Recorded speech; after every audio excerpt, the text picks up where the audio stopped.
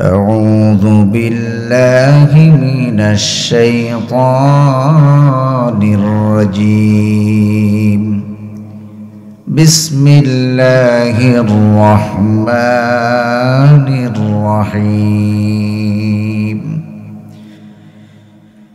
ألف لام را كتاب أنزلناه إليك لتخرج الناس من الظلمات إلى النور। আমি শুরুতে একটা আহ্বান করতে চাই, কোনো দল মত নাই, যারাই আছেন সবাই মাহফিলে চলে আসুন। আমি এখানে রাজনীতি করতে আসি নাই, ওয়াজ করতে এসেছি। মানুষের কল্যাণের জন্য কিছু কথা বলতে এসেছি। আমি একেবারে কোনো দ্বিধা সংকোচ ছাড়াই বলছি, এমনকি কোনো অমুসলিম ভাইয়েরাও যদি আসতে চান, আপনাদের জন্য ময়দানের জায়গা আছে, আপনারা চলে আসুন। কারণ কোনো অমুসলিম যদি কোরআন শুনতে চায়, তার জন্য জায়গা করে দিতে বলেছেন আল্লাহ পাক। সূরা তাওবা আল্লাহ রাব্বুল আলামিন বলছেন, وَإِنْ أَحَدٌ مِّنَ الْمُشْرِكِينَ اسْتَجَارَكَ فَأَجِرْهُ حَتَّى يَسْمَعَ كَلَامَ اللَّهِ ثُمَّ أَبْلِغْهُ مَأْمَنَهُ ذَلِكَ بِأَنَّهُمْ قَوْمٌ لَا يَعْلَمُونَ وَإِنْ أَحَدٌ مِّنَ الْمُشْرِكِينَ اسْتَجَارَكَ فَأَجِرْهُ حَتَّى يَسْمَعَ كَلَامَ اللَّهِ। আল্লাহ তাআলা নিজে বলতেছেন, যদি কোনো মুশরিক, যদি কোনো অমুসলিম কোরআন শুনতে চায়, তাহলে তাকে নিরাপত্তার সাথে কোরআন শোনার ব্যবস্থা করে দাও, এবং সে যেন আবার নিরাপত্তার সাথে এই মজলিস শেষ করে বাড়িতে পৌঁছাতে পারে, সেই ব্যবস্থা করে দাও। ঘোষণা দিয়েছেন কে? সবাই কিন্তু কন নাই। এই ঘোষণা কার? আল্লাহ তাআলা। এই ঘোষণায় আমাদের কোনো নোক্তা বসানোর সাহস আছে? সুযোগ আছে? নাই। কোরআন কি শুধু মুসলমানদের? বলেন সবাই। আল্লাহর নবী সাল্লাল্লাহু আলাইহি ওয়াসাল্লাম যেই সমাজে তিনি বড় হলেন, সেই সমাজে আমার নবী বাদে আর মানুষের গন্ধ আসে এইরকম একটা লোক পাওয়া যাইতো, যার শরীর দিয়ে মানুষের গন্ধ আসে, যেই যুগটাকে আমরা বলি জাহেলি যুগ। সেই সমস্ত মুশরিকদের আখড়ার মধ্যে আল্লাহ রাব্বুল আলামিন কোরআন পাঠালেন। নবীজি সেই সব অসভ্য মানুষগুলিকে কোরআন শুনাইয়া শুনাইয়া এমন স্বর্ণের মানুষে পরিণত করলেন, যাদের নাম শুনলেও শ্রদ্ধায় আমাদের মাথা নত হয়ে আসে। কথা বলেন ঠিক কিনা? প্রিয় ভাই সব, এজন্য আমি বলছি, কোনো দলমত নাই, সবাই চলে আসে। যদিও আমাদের দেশে মাহফিলগুলো নিয়ে এখন অনেকটা দ্বিধা সংকোচ, নানান তালবাহারা তৈরি হয়েছে, তো আমরা এই জায়গাগুলি থেকে মাহফিলগুলিকে একটু পরিবর্তনের জায়গায় আনতে চাই। আসুন কথা না বাড়িয়ে সরাসরি আলোচনায় যাই। আমি আপনাদের সামনে সূরাতে ইব্রাহিম এর প্রথম আয়াত, পুরো আয়াত তেলাওয়াত করি নাই, আয়াতের অংশ তেলাওয়াত করেছি। সূরার নাম কি বললাম? ইব্রাহিম। ইব্রাহিম আলাইহিস সালামরা ছিলেন তো, মানে পুরুলিয়া বাজারে আসতো বাজার টাজার করতে, সেইভাবে। তাহলে কিভাবে চিনেন? মাশাআল্লাহ, জবাব এদিক থেকে আগে আসছে। কোরআন হাদিস থেকে আমরা চিনি। ইব্রাহিম আলাইহিস সালামের আরো একটি পরিচয় আছে, কি জানো? মারহাবা, ব্যাপার কি? এদিক দিয়া ফাস্ট হয়ে যাচ্ছে বারবার। আপনারা কিন্তু, আমি এরকম তাজা শ্রোতা চাই, আমার শ্রোতা আরো কম হইলেও হবে, অসুবিধা নেই। আল্লাহ তাআলা কোরআনে বলেছেন, কলিলুম মিন ইবাদিয়াশ শাকুর, এই পৃথিবীতে আমার কৃতজ্ঞ বান্দার পরিমাণ হবে খুব কম। এই জন্য মাহফিলের শ্রোতা যে খুব বেশি হবে এটা আমি আশা করি না, ব্যক্তিগতভাবে। আমি শুধু এক আয়াতে নয়, আল্লাহ তাআলা আরেক জায়গায় বললেন, ফাকালিলাম মা তুমিনুন, আসল ইমানদারের সংখ্যা খুব কম, কলিল। অন্য আয়াতে বললেন, কলিলাম মা তাযাক্কারুন, কোরআনের উপদেশ গ্রহণ করা মানুষের সংখ্যা খুব কম। তোমার শ্রোতা বেশি দরকার নাই, কিন্তু এরকম শ্রোতা লাগবে, জবাব আসবে টাস টাস করে। ইব্রাহিম আলাইহিস সালামের আরেকটা পরিচয় হলো, তিনি আমাদের জাতির পিতা, মুসলিম জাতির পিতা। যদিও একটি সুদীর্ঘ সময় আমাদের উপরে আর এক পিতা চাপাইয়া দেওয়ার খুব চেষ্টা করা হয়েছে, কিন্তু আল্লাহ তাআলার অশেষ মেহেরবানি, বাংলার ইমানদার মুসলমানেরা সেই পিতাকে মাথা থেকে পায়ের তলে শুধু ফেলে নাই, পায়ের তলে ফেলাইয়া 16 বছর যে মাথার উপর রাখার চেষ্টা করছিল, সেই রাগের একটা লাথিও মেরে দিয়েছে। আসুন আমরা সেই আসল ইব্রাহিমের নামে যে সূরা আলাইহিমুস সালাম, সেই সূরার প্রথম আয়াতের এই অংশে আল্লাহ পাক কি বললেন? প্রথম অংশটা হলো হরফে মুকাত্তাআত আয়াতে মুতাশাবিহাতের অন্তর্ভুক্ত। এর অর্থ ওমা ইয়ালামু তা'ওয়িলাহু ইল্লাল্লাহ। সূরা আলে ইমরান আল্লাহ পাক বলছেন এর অর্থ আল্লাহ ছাড়া আর কেউ ভালো জানেন না। কোন মুফাসসির বলেছেন যেহেতু নবীজির কাছে কিতাব নাজিল হয়েছে, এইটার অর্থের ইশারাটা আল্লাহ পাক শুধু নবীকেই জানিয়েছেন। কারণ এইভাবে আয়াত নাজিল করা ছিল মক্কার মানুষের সাথে একটা চ্যালেঞ্জ, যে তোমরা তো শুধু সাহিত্য রচনা করো, খালি কবিতা বানাও, তা আমার এই অক্ষরগুলোর অর্থ বাইর করে দেখাও। কি পণ্ডিতচর্য! তারা কি পারছে? পারে না। আসুন সেই আয়াতের মধ্যে আল্লাহ পাক বলছেন কিতাবুন আনজালনাহু ইলাইকা লিতুখরিজান নাসা মিনাজ জুলুমাতি ইলান নূর। নবী, আপনাকে এমন একটি কিতাব আমি দিলাম, যেই কিতাবের দ্বারা আপনি মানুষদেরকে অন্ধকার থেকে আলোর মধ্যে নিয়ে আসবেন। মানুষেরা অন্ধকারের মধ্যে পড়ে আছে। আমি আপনাদের কাছে জানতে চাই, যেই যুগে কোরআন নাজিল হলো সেই যুগে সূর্য উঠতো না? জবাব দেন সবাই। তাইলে সূর্যে এরকম আলো ছিল না, এখন যেমন আলো আছে ছিল। তাহলে আল্লাহ তাআলা অন্ধকার বললেন কেন? সেই অন্ধকারগুলি মূলত সূর্যের আলোর অভাবে যে অন্ধকার হয় সে অন্ধকার নয়। সেই অন্ধকারগুলি হলো ঈমানবিহীন একটা বর্বর জাতির কার্যক্রমের আচরণের অন্ধকার। খুন, সন্ত্রাস, লুটতরাজ, চুরি, ডাকাতি, জেনা, ব্যভিচার, জীবন্ত মেয়েগুলিকে পুঁতে ফেলা, এমন চরম অন্যায় কাজগুলি তখন সংগঠিত হতো অহরহ। মাদক সেবন এখনো মানুষ করে, আপনাদের এলাকায়ও হয়তো বহু মানুষ করে, কিন্তু প্রকাশ্যে রাস্তায় দাঁড়াইয়া করে, একটু পলাইয়া করে। আর ওই যুগটা এত অন্ধকার ছিল যে যত প্রকাশ্যে মদ পান করতে পারত, এইটা তার জন্য গৌরবের কারণ হতো, সেইটা বলে আনন্দ পাইত। নাউযুবিল্লাহ। এই যুগের একজন শীর্ষ সন্ত্রাসীকেও আপনি যদি বলেন যে তুমি তোমার নিজের মেয়েটাকে হত্যা করো, আমার মনে হয় সে রাজি হবে। বাগেরহাটের দেপাড়া একটা জায়গা আছে, দেপাড়া আপনারা হয়তো চিনতে পারেন, যেহেতু বেশি দূর না তো বাগেরহাট। এই দেপাড়া কান্দাপাড়ার একজন মেম্বার ছিল, 2003-04 সালের কথা। আমি তখন ওখানে তারাবি পড়াই। তো রমজান মাসে একদিন রাতের বেলা সে আমাকে গল্প বলতেছে, সে ছিল খুব বড় ডাকাত। যখন বিবাহ করলো, বিবাহের পরে প্রথম সন্তান তার মেয়ে। এই মেয়ে হওয়ার পরে সে আমাকে নিজে বলছে যে হুজুর, যেদিন আমার মেয়ে হলো, আমি মেয়েটার মুখের দিকে তাকাইয়া সাথে সাথে সিদ্ধান্ত নিলাম যে আজকে থেকে আমি সমস্ত সন্ত্রাসী কার্যক্রম ছেড়ে দেব। পরের দিন বাগেরহাট কোর্টে 4টা অস্ত্র জমা দিয়ে আত্মসমর্পণ করলো। 2 মাস জেল হইল, জেল খেটে বের হয়ে এসে সেই রাস্তা ছেড়ে দিয়ে ভালো হয়ে গেল। একজন ডাকাত আমার যুগের, একজন সন্ত্রাস, সে তার মেয়ের মুখের দিকে তাকায়া সন্ত্রাসী কাজ ছেড়ে দিয়েছে। আর ওই যুগের মানুষেরা এত বর্বর, এত অন্ধকারের মধ্যে ছিল যে নিজের জীবন্ত মেয়েটাকে পুঁতে ফেলে দিত, বিন্দু মাত্র দয়া হতো না। বিআইয়ি যামবিন কুতিলাত, আল্লাহ কোরআনে বলেছেন ওয়া ইদাল মাউউদাতু সুইলাত, প্রশ্ন করা হবে। যেখানে এই বাচ্চাগুলিকে কবর দিত, আমি সেই জায়গাটায় কাছে দাঁড়ায় দেখছি, মক্কার খুব কাছেই, একেবারে কাবা ঘরের খুব কাছে। সেই জায়গাটা এখনো ওইভাবে ফেলে রাখা হয়েছে। জায়গাটার ধারে দাঁড়াইলেই শরীরের মধ্যে কেমন একটা অস্বস্তি কাজ করে। প্রিয় ভাই সব, এই মারাত্মক অসভ্য একটা জাতিকে এই অসভ্যতার অন্ধকার থেকে সভ্যতার আলোর মধ্যে নিয়ে আসলেন আল্লাহর নবী কোরআন দিয়া। কি দিয়া? সবাইকে জবাব দিতে হবে, কোরআন দিয়া। সেই কোরআনের মাহফিল, তাফসীরুল কোরআন মাহফিল আপনারা আয়োজন করছেন। এখন আপনারা কি কোরআনের আলো বাড়ি পর্যন্ত নিয়ে যাবেন নাকি মাঠে ধুয়ে যাবেন? নিয়ে যাবেন তো ইনশাআল্লাহ। দেখা যাক দেখি কারা কারা নেয়। আল্লাহ তাআলা কেন আমাদেরকে আলোর দিকে আনতে চাইলেন?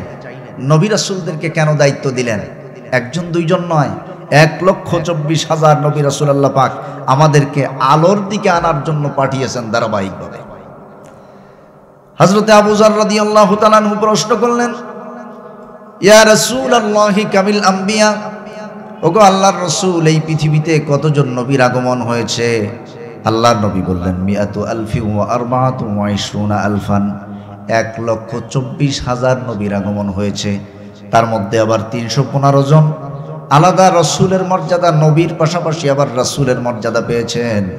এই 1,24,000 নবী রাসূলকে আল্লাহ পাক পাঠিয়েছেন একটাই দায়িত্ব দিয়া, অসভ্য বর্বর চরম অন্ধকারে নিমজ্জিত জাতিকে আলোর পথ দেখানোর জন্য। সেই দায়িত্ব পালন করলেন আমার নবী। কেন আল্লাহ রাব্বুল আলামিন আমাদেরকে আলোর পথ দেখাতে চান? সূরাত বানী ইসরাঈলের মধ্যে আল্লাহ পাক বলছেন, ওয়ালাকাদ কাররামনা বানী আদম ওয়া হামালনাহুম ফিল বাররি ওয়াল বাহরি ওয়া রাযাকনাহুম মিনাত তাইয়্যিবাত ওয়া ফাদ্দালনাহুম আলা কাসীরিম মিম্মান খালাকনা তাফদীলা। লাকাদ কাররামনা বানী আদম, আমি আদম সন্তানকে সম্মানিত করেছি। সুবহানাল্লাহ।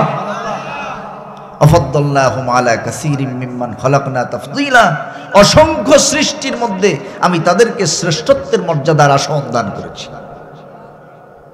আমরা নিজেরা বলি না অনেক সময় যে আমরা আশরাফুল মাখলুকাত, সৃষ্টির শ্রেষ্ঠ জীব। আল্লাহ তাআলা যেমন আমাদেরকে শ্রেষ্ঠ বললেন, আবার আমাদেরকে চতুষ্পদ জন্তু জানোয়ারের চাইতে নিকৃষ্টও বললেন। উলাইকা কাল আনআমি বাল হুম আদাল, এক শ্রেণীর মানুষ এবং জিন জাতির ব্যাপারে আল্লাহ পাক বললেন যে এরা চার পাওয়ালা জন্তু জানোয়ারের চাইতেও নিকৃষ্ট। বলেন নাউযুবিল্লাহ। তাহলে একদিকে আল্লাহ শ্রেষ্ঠ বললেন, আর একদিকে জন্তু জানোয়ারের চাইতেও নিকৃষ্ট বললেন। তফাৎটা কোথায়? তফাৎ হলো যাদের কাছে আল্লাহর দেওয়া নূর আছে, যারা এই নূরকে তাদের জীবনে গ্রহণ করেছে তারা শ্রেষ্ঠ, আর যারা এই নূরকে গ্রহণ করে নাই তারা নিকৃষ্ট। আমরা কি নিকৃষ্টদের দলে থাকতে চাই? জবাব আসতে হবে না, থাকতে চাই না। তাহলে উৎকৃষ্টদের দলে হতে গেলে, শ্রেষ্ঠত্বের দলে যেতে গেলে আমাদেরকে আল্লাহর দেওয়া নূর গ্রহণ করতে হবে। সেই নূরের নাম হলো কোরআন। সেই নূরের নাম কি? আল্লাহ রাব্বুল আলামিন এই কোরআনের মধ্যে রেখেছেন ঈমান। কোরআনে কারীম তার জবাব দিয়ে দিচ্ছে আল্লাহ পাকের নাজিল করা সেই আয়াত। আল্লাহ রাব্বুল আলামিন বলছেন, ওয়া কাযালিকা আওহাইনা ইলাইকা রূহাম মিন আমরিনা মা কুনতা তাদরি মাল কিতাবু ওয়ালাল ঈমান।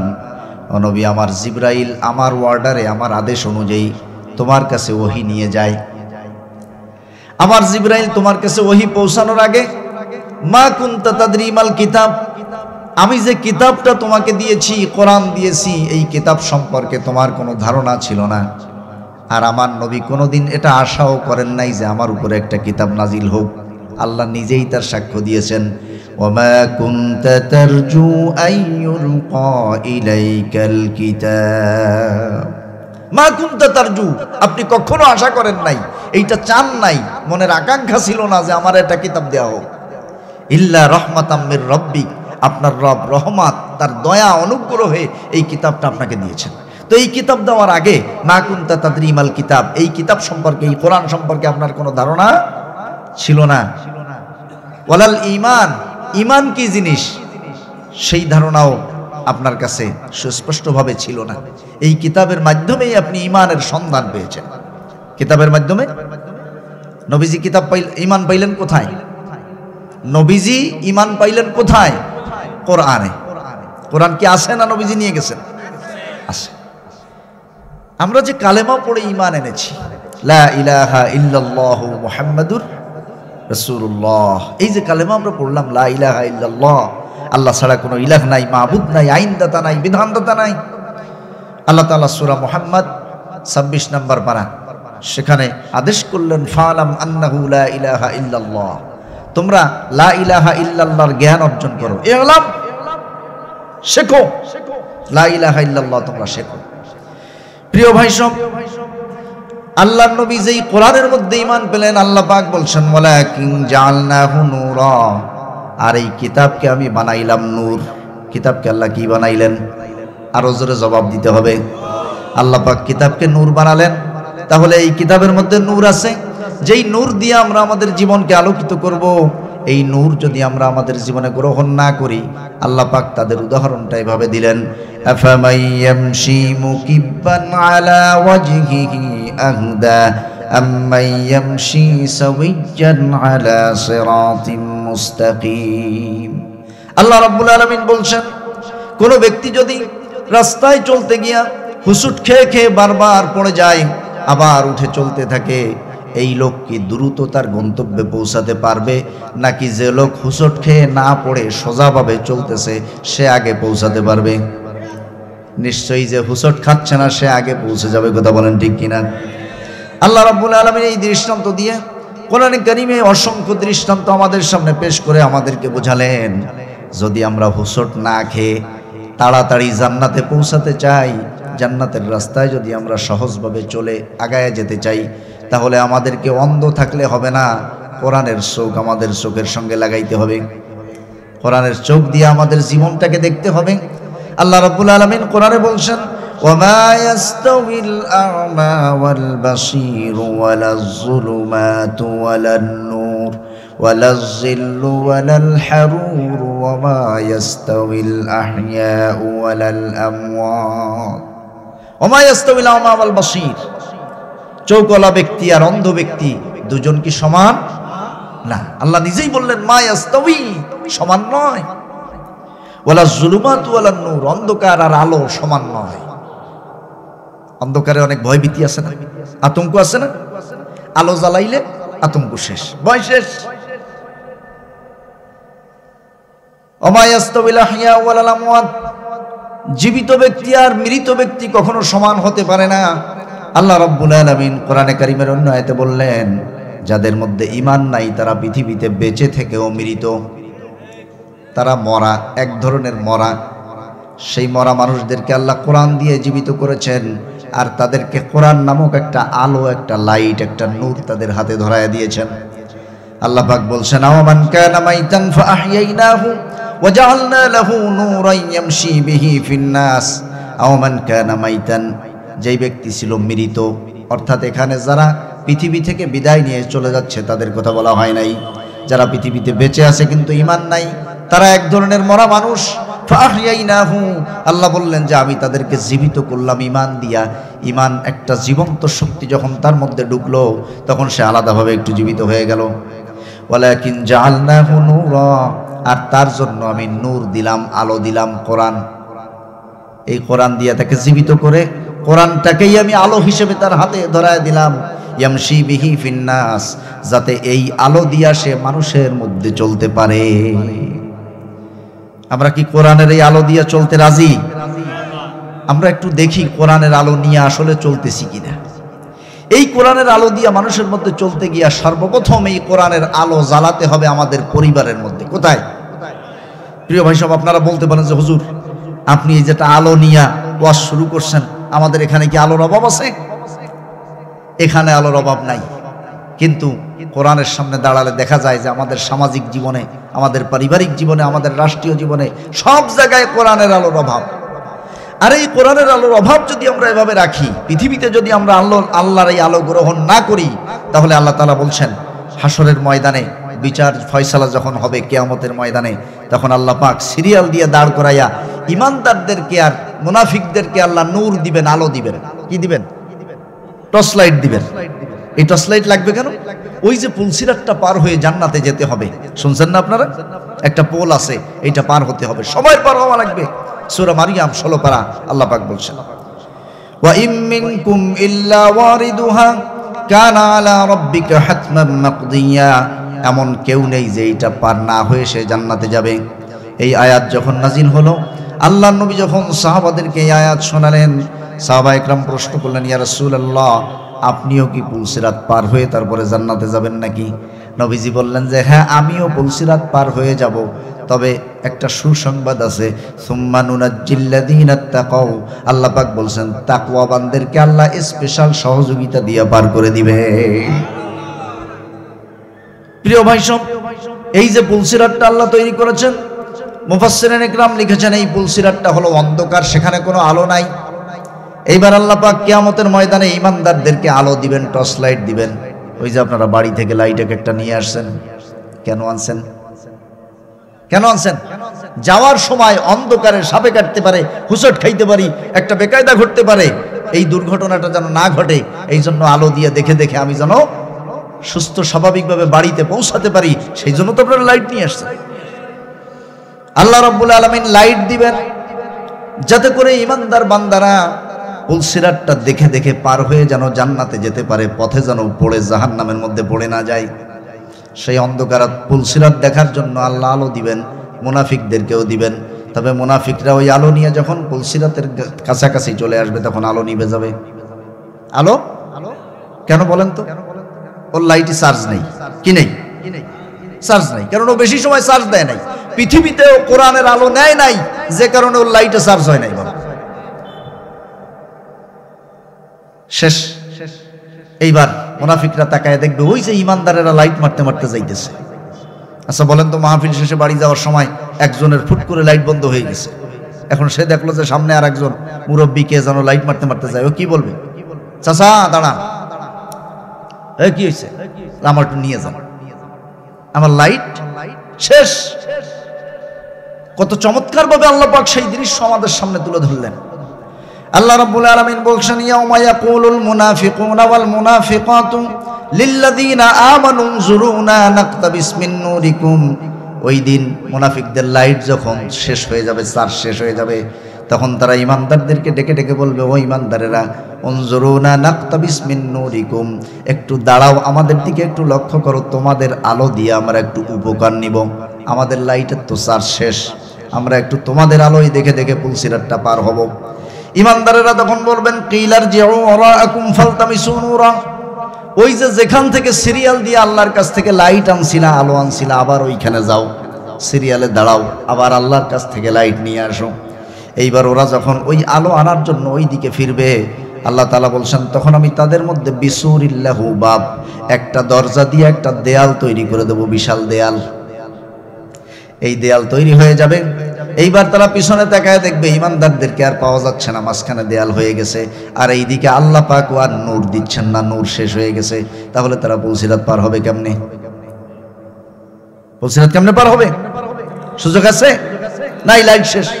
তো আমি চাই না এই অঞ্চলের কোনো মানুষের লাইটের চার্জ পুলসিরাতে ওঠার আগে শেষ হয়ে যাক। সেই জন্য আমি চাচ্ছি যে এই মানুষগুলি যদি অন্তত এই আলোটা নিয়ে বাড়ি যাইতে পারে, লাইটটা ভালো করে চার্জ দিতে পারে, পুলসিরাত পার হওয়ার লাইট, তাহলে আমরা আশা করি যে আমরা একসাথে সেই লাইটের আলোতে দেখে দেখে পুলসিরাত পার হয়ে আল্লাহর জান্নাতে যাব ইনশাআল্লাহ।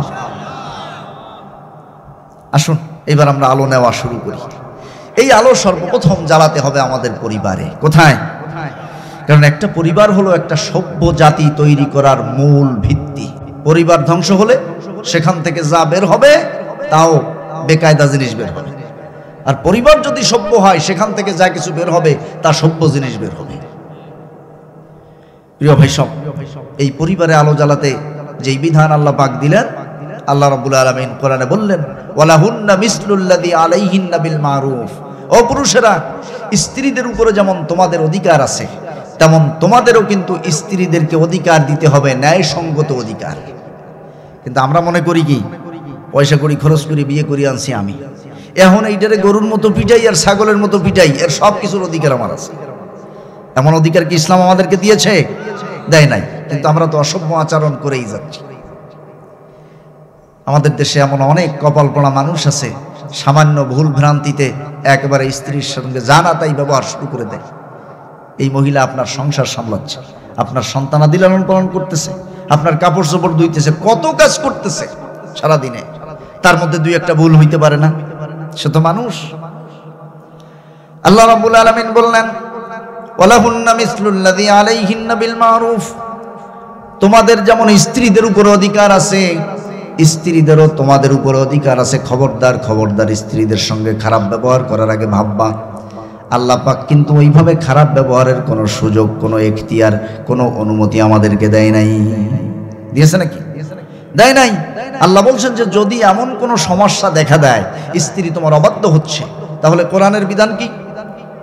ওয়াল্লাতী তাখাফুনা নুশুজাহুন্না ফাইজুহুন্না। আল্লাহ পাক বললেন, যখন তোমরা দেখবা স্ত্রী তোমার কন্ট্রোলের বাহিরে চলে যাচ্ছে, তুমি ডাইনে বললে সে বাঁয়ে যায়, তুমি দাঁড়াইতে বললে সে বসে পড়ে, তুমি বসতে বললে সে দাঁড়ায়, এরকম দুই একটা তাল বেতাল বাইতে যাইতে পারে। যদি এমন বেকায়দা কিছু ঘটে, যদি দেখো যে তুমি বেলাইন হয়ে যাচ্ছে, ফাইজুহুন্না, আগে তাকে ওয়াজ করো। আগে আমরা তো আগেই গালাগালি দিয়ে শুরু করি, অমুকির বাচ্চা। আল্লাহ বললেন যে ওয়াজ করো, তা আমরা যে ভাষাগুলি ব্যবহার করি ওইটা কি ওয়াজ? তাহলে আমরা পরিবারে কি কোরআনের আলো জ্বালাইছি? বলেন সবাই, জ্বালাই নাই। পরিবারে কোরআনের আলো জ্বালাই নাই, তাহলে পুলসিরাতে ওঠার আগেই কি আমাদের লাইটের চার্জ শেষ? আমার কিন্তু কিছু সমস্যা আছে, আমি খুব বেশি চিল্লা পাল্লা, টেবিল থামানো টাবানো বা গান টান গাওয়া এগুলি পারি না, এগুলি করিও না। আর এর জন্য যদি মাহফিল না হয় এতে আমার কোনো আফসোস নাই। আমার আকাঙ্ক্ষা থাকে, চেষ্টা থাকে যে এত কষ্ট করে, এত পয়সা খরচ করে যে আয়োজন, সেখানে অন্তত মানুষ যেন কিছু জীবনের জন্য কিছু নিয়ে যাইতে পারে। কিন্তু এগুলো আবার আপনাদের ভালো লাগে না, এটাও বুঝি আমি, বুঝলেও কিছু করার নাই। হয় আল্লাহর সন্তুষ্টি অর্জন করতে হবে, আর নয় আপনাদের সন্তুষ্টি অর্জন করতে হবে। কারণ আপনাদের সন্তুষ্টি যদি ধরতে যাই তাহলে কিছু আউলে জাউলে কাম করা লাগে। কিন্তু আমি চিন্তা করলাম যে আপনাদের এই সন্তুষ্টি আমার দরকার নাই, এজন্য আপনাদের অনেকের ভালো লাগবে না, অনেকে হয়তো উঠে যাবেন, কোনো আপত্তি নাই আমার। কিন্তু যারা থাকবেন তারা আলো নিয়ে যাবেন।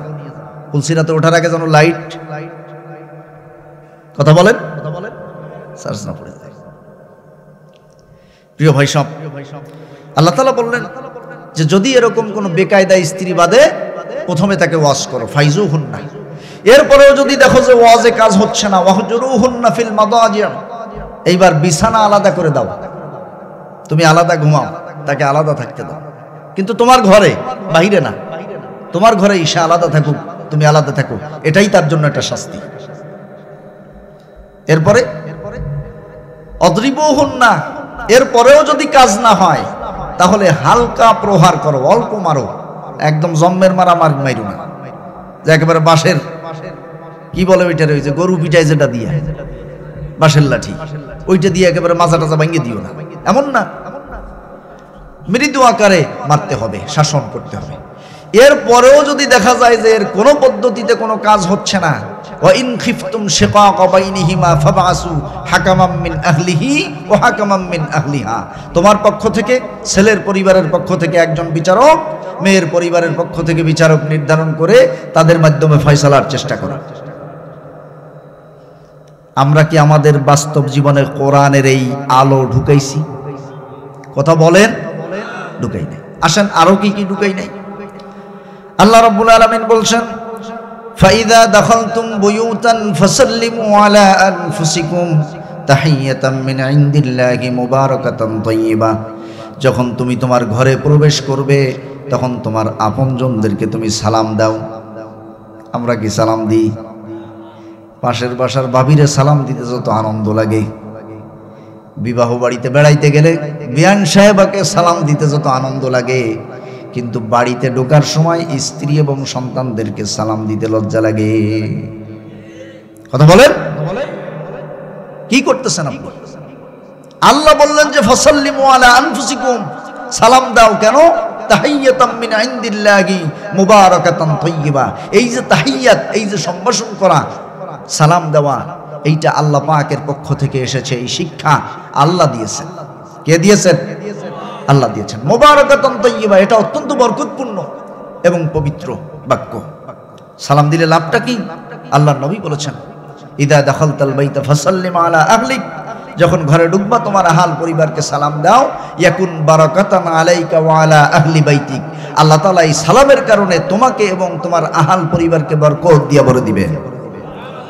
সুবহানাল্লাহ। এই আওয়াজ, আল্লাহ তাআলা আমাদেরকে আর আমাদের পরিবারকে বরকত দিয়ে ভরে দিবেন সালাম দিলে। তাইলে একবার সালামে কত টাকা খরচ হয়? আপনাদের নড়াইলে কত খরচ হয়? আমাদের পিরোজপুরে কিন্তু প্রচুর খরচ হয় সালামে, এক পয়সাও খরচ নাই, এইরকম সস্তা।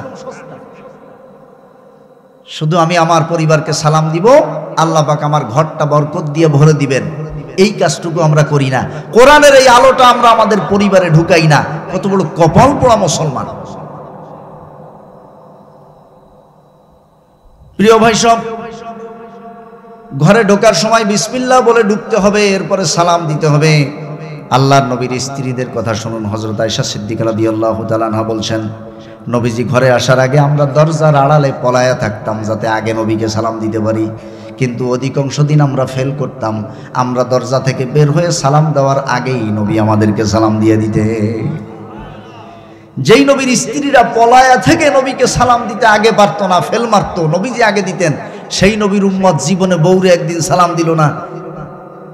এই উম্মতরে নবীজি একেবারে কোলে করে জান্নাতে নিয়ে যাবে না? হাউজে কাউসারের পানি একেবারে আলাদা এক জগ ভরে এনে কবে যে তুই এটা নিয়ে তোর বাড়ি কোথায়? নড়াইল। বলে হয় কোন জায়গায়? ইসলামপুর। তা তো তুই তো আমার উম্মত, তাই এই জগ তুই সেরে তো মাঝে মাঝে খাইস এক এক করে। এরকম আদর করবে না নবীজি? কি করতেছি আমরা? আপনারা এই বরকত ঘরে ঢুকান না, দুইটা লস করেন। বিসমিল্লাহ না বলে ঢোকার কারণে শয়তান সাথে ঢুকে, আর সালাম না দেওয়ার কারণে আল্লাহর বরকত বন্ধ হয়ে যায়। তাহলে মাথায় যে ফলাফলটা কি দাঁড়ায়? আল্লাহর বরকত আসলো না, সাথে ঢুকলো, কথা বলেন, শয়তান। তো শয়তান কি ঢুকে চাবে যে আমার পরিবারের মধ্যে মিল মহব্বত থাকুক? এইবার তো শয়তান ঢুকে আমারে এক খোঁচা দেবে, সন্তানরে এক খোঁচা দেবে, বউরে এক খোঁচা দেবে, এরপরে লাগবে গ্যাঞ্জাম, মারামারি, কিলে গালাগালি। এক সময় যখন অসহনীয় হয়ে যাবে, তখন পরিবারের এই তিক্ত আচরণ সহ্য করতে না পাইরা পানির বোতল নিয়ে খালি দৌড়বেন আর মসজিদের হুজুরে খালি বিরক্ত করবেন, হুজুর ফু দেন, খালি ফু দেন। কেন? আপনি তো নিজে আপনার ঘরে বরকত ঢুকান নাই, তা হুজুর ফু দিয়ে করবে কি? আপনার কয়দিনের বালা দূর করবে হুজুর? ভালো লাগতেছে না? মনে হয় ভালো লাগতেছে না। আজকে থেকে এই মাহফিল থেকে বাড়িতে গিয়ে অন্ধকারে সালাম দিবেন বাবিরে, লজ্জা মজ্জা সব শেষ করে দেবেন।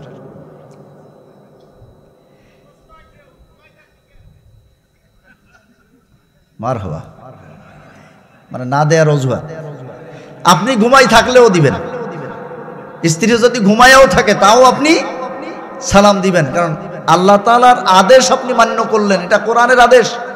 আপনি আল্লাহর আদেশ মান্য করলেন, আপনার ঘরে বরকত আসবে। যদি সে ঘুমাই থাকে, উত্তর নাও দেয়, আল্লাহ তাআলা যে বরকতটা দিবেন সালামের কারণে, সে বরকত তো আসবে। আপনি সালাম দিয়েন, এর মধ্যে আর মশলা ঢুয়েন না। এমনিই দিতে চায় না, তারপরে আপনি আবার আর এক কোনাজ দিয়ে মারছেন। প্রিয় ভাই সব, খুব মনোযোগ লাগান।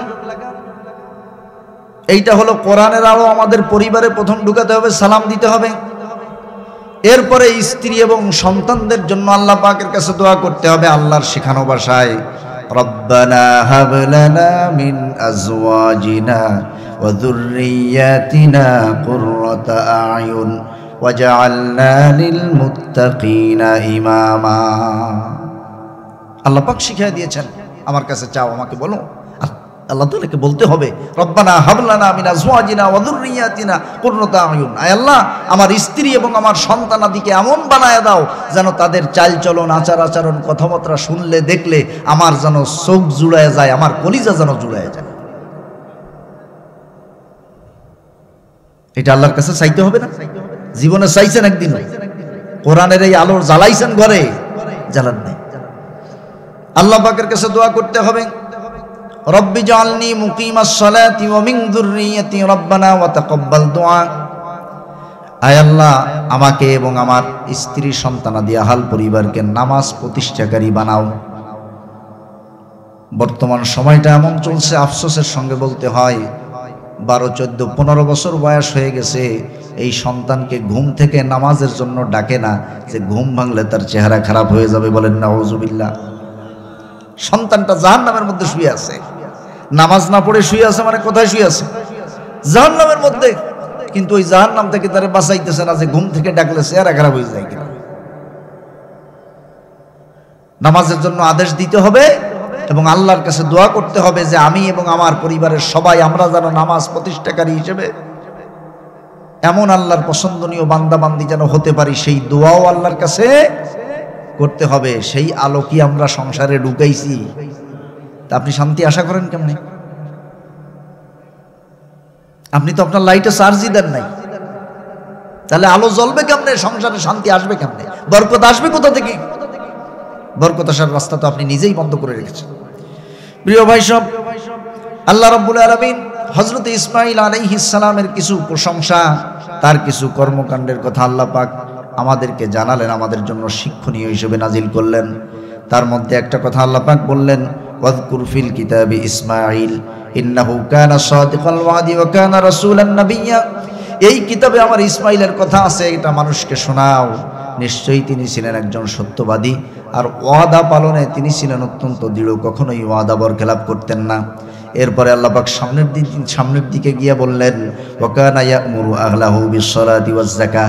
ইসমাঈল আলাইহিস সালাম তার আহাল পরিবারকে নামাজ এবং যাকাতের আদেশ দিতেন। নিজের আহাল পরিবারকে নামাজ এবং যাকাতের আদেশ দিতেন। এইটা আল্লাহ পাকের কাছে এত বেশি পছন্দ হয়েছে যে আমাদেরকে শেখানোর জন্য আল্লাহ তাআলা ইসমাঈল আলাইহিস সালামের এই ঘটনা কোরআনে তুলে দিয়েছেন। হযরত লুকমান আলাইহিস সালাম যার নামে একটা সূরা নাজিল হয়েছে 21 নম্বর পারায়, সেই লুকমান আলাইহিস সালাম তার পরিবার, তার সন্তানকে কি আদেশ দিয়েছিলেন? অনেকগুলি আদেশ দিয়েছিলেন। আল্লাহ তাআলা তার অনেকগুলি আদেশের কথা, উপদেশের কথা, তার অনেকগুলি ওয়াজের কথা ওই সূরার মধ্যে নাজিল করেছেন। তার মধ্যে একটা হলো, ইয়া বুনাইয়া আকিমিস সালাহ, হে আমার কলিজার টুকরা সন্তান, নামাজ প্রতিষ্ঠিত করো। ওয়া'মুর বিল মারুফ ওয়ানহা আনিল মুনকার, মানুষদেরকে সৎ কাজের আদেশ দাও, ন্যায় কাজের পক্ষে ডাকো, আর অন্যায় কাজ থেকে মানুষকে বাধা দাও, নিষেধ করো। আমরা কি আমাদের সন্তানদেরকে ন্যায় কাজের আদেশ, অন্যায় কাজের বাধা এই দিকে যাইতে দেই? বলে, বাবা তোমার ওই ঝামেলার মধ্যে যাওয়ার দরকার নাই, তুমি তোমার মতো নিরিবিলি থাকো। এই যে সন্তানটাকে আপনি নিরিবিলি করলেন, নিরিবিলি করে আসলে কি জান্নাতের দিকে ঠেলে দিলেন নাকি জাহান্নামের দিকে ঠেলে দিলেন? তাহলে সন্তানের জীবনে আপনি আলো জ্বালাইলেন না। আজকে কিন্তু লাইট জ্বালানো ওয়াজ করতেছি, লাইট জ্বালান লাগবে। আর এই লাইটে এখন চার্জ দিয়ে রাখবেন। এই যে সব জায়গায় আল্লাহ তাআলা চার্জ দিতে বলছেন, এই সমস্ত জায়গায় কোরআন ঢুকাইয়া লাইটে চার্জ দিবেন, যাতে পুলসিরাত পার না হওয়া পর্যন্ত যেন লাইটের চার্জ ফুরাইয়া না যায়। প্রিয় ভাই সব, এইবার আসেন সামাজিক জীবনে। আল্লাহ রাব্বুল আলামিন সামাজিক জীবনটাকে আলোকিত করার জন্য আমাদেরকে বিধান দিলেন। কোরআনে কারীম বলছে, ওয়াকসিদ ফি মাশইকা ওয়াগদুদ মিন সাওতিক ইন্না আনকারাল আসওয়াতি লাসাউতুল হামির। ওয়াকসিদ ফি মাশইক, তুমি মধ্যম পন্থায় চলাফেরা করো, বেশি উগ্রবাদী হইও না, বেশি উগ্র আচরণ সারা পৃথিবীব্যাপী আমরা দেখতেছি। এমনকি অবাক হতে হয়, বাংলাদেশের মতো একটা জায়গা, এখানে একটা মাহফিল দিতে গেলে সেখানে আইসেও উগ্র আচরণ করে সেইটাকে বন্ধ করার জন্য পায়তারা করে। কথা বলেন ঠিক কিনা? এরা কি আসমান থেকে নাজিল হওয়া কেউ, নাকি আমাদের সমাজেই বেড়ে ওঠা কেউ না কেউ? কেন তারা এই আচরণগুলি করতেছে? কোরআনের আলো নাই। আপনি এরপরে যদি আল্লাহ আমাকে কোনোদিন নড়াইলে কোথাও না, আপনার মতো 5 জন মানুষ নিয়ে আসবেন, আমি তাদের মেহমানদারি করাবো। এই 5 জন শ্রোতা আমার সামনে লাগবে। এইরকম এই সন্তানগুলি যাদের কোরআনের অনুষ্ঠান আয়োজন করার কথা ছিল, তারা বরঞ্চ সেখানে উগ্র আচরণ করে, অহংকারীমূলক আচরণ করে সেই আয়োজনকে বন্ধ করতে চায়, বাধাগ্রস্ত করতে চায়। এইটার একমাত্র কারণ হলো তার পরিবার তাদেরকে কোরআনের আলো দেয় নাই। আল্লাহ রাব্বুল আলামিন কোরআনে আলো দিয়ে দিলেন, ওয়াকসিদ ফি মাশইক, জমিনে মধ্যম পন্থায় চলাফেরা করো, নম্রভাবে চলো। আবদুদ মিন সাউতিক, এবং তোমার আওয়াজকে নিচু করো, আওয়াজকে উঁচু করে খুব বেটাগিরি দেখাইও না। ইন্না আনকারাল আসওয়াতি লাসাউতুল হামির, গাধার আওয়াজ এটা খুব নিকৃষ্ট আওয়াজ। তার মানে কোরআন বিরোধী যত আওয়াজ আছে, এই আওয়াজটাকে আল্লাহ পাক গাধার আওয়াজের সাথে তুলনা করলেন। প্রিয় ভাই সব, সামাজিক জীবনে যে আলো জ্বালাতে হবে, তার মধ্যে আর একটা আলো হলো, আল্লাহ রাব্বুল আলামিন আমাদেরকে কোরআনে অর্ডার করলেন, وَإِذَا جَاءَكَ الَّذِينَ يُؤْمِنُونَ بِآيَاتِنَا فَقُلْ سَلَامٌ عَلَيْكُمْ। আল্লাহ পাক বলছেন, যখন কোনো ইমানদার তোমার কাছে আসে, কোনো ইমানদারের সঙ্গে যখন তোমার সাক্ষাৎ হয়ে যায়, ফাকুল সালাম, তখন তাকে সালাম দাও। আমাদের সাথে দেখা হইলে কি আমরা সালাম দিই? দেই, হাতে গোনা কয়েকজন। সালাম দাও, সাক্ষাৎ হয়েছে সালাম দাও। আল্লাহ নবী বলেছেন, আসসালামু ক্বাবলাল কালাম, কথার আগে সালাম হবে, আগে সালাম তারপরে বাকি কথা। অথচ আমরা দেখি বিভিন্ন জায়গায় দোকানে পাটে রাস্তাঘাটে বন্ধু বান্ধব একজন আর একজনের সাথে সাক্ষাৎ হইছে, বন্ধু বন্ধুকে শখের বসে এর বাচ্চা ওর বাচ্চা বলে গালি দিয়ে, অমুকের বাচ্চা কি, তোরা তো 2 দিন দেখি না, সালাম দিছে না বন্ধু? এই যে অমুকের বাচ্চা বলছে, এটা তো সালাম নাকি? অন্ধকারের মধ্যে আছে, আলো নাই। আল্লাহ তাআলা কোরআনে বললেন, ইযা জাআকাল্লাযীনা ইউমিনুনা বিআয়াতিনা, যখন কোনো ইমানদারের সঙ্গে তোমার সাক্ষাৎ হয়, তোমার কাছে আসে, ফাকুল সালাম, তাকে আগে সালাম বলো, সালাম দাও। এখন যিনি সালাম দিলেন তিনি কোরআনের আলো জ্বালাইলেন, দায়িত্ব পালন করলেন। যাকে সালাম দিলেন তার কোনো দায়িত্ব নাই। আল্লাহ রাব্বুল আলামিন বলছেন, ওয়া ইযা হুয়িতুম বিতাহিয়াতিন ফাহাইয়ু বিআহসানা মিনহা আও রুদ্দুহা, তোমাকে যিনি সালাম দিলেন, শান্তির সম্ভাষণ জানালেন, তিনি যেভাবে জানিয়েছেন তার চাইতে উত্তম ভাবে তুমি তাকে জবাব দাও। অর্থাৎ তিনি যদি বলে থাকেন আসসালামু আলাইকুম, তাহলে তুমি আরেকটু উত্তম ভাবে জবাব দাও, তুমি বলো ওয়ালাইকুম আসসালাম ওয়া রাহমাতুল্লাহ। তিনি যদি বলেন আসসালামু আলাইকুম ওয়া রাহমাতুল্লাহ, তুমি বলো ওয়ালাইকুম আসসালাম ওয়া রাহমাতুল্লাহি ওয়া বারাকাতুহু, একটু উত্তম ভাবে দাও। আও রুদ্দুহা, অথবা উত্তম ভাবে না হলেও তিনি যতটুকু বলেছেন অতটুকু বলে হলেও তাকে জবাব দাও। কিন্তু আমরা দেখি, আমি আমার নিজের জীবনে বাস্তবে অনেকবার দেখেছি, দাড়ি পাকা মুরব্বী অচেনা মানুষ আসতেছে, দাড়ি পাকা দেখে, মাথায় টুপি দেখে বুঝতে পেরেছি তিনি মুসলিম, যদিও আমার পরিচিত না। আমি বড় একটা সালাম দিয়েছি, লোকটা আমার দিকে তাকায় আছে, ঘটনা কি, আমার সালাম দিল কেন? আবার কেউ কেউ সালাম দিলে জিজ্ঞেস করে, তুমি আমার চেনো? এটা কি সালামের জবাব? সালাম দিতে গেলে তারা চিনতে হবে।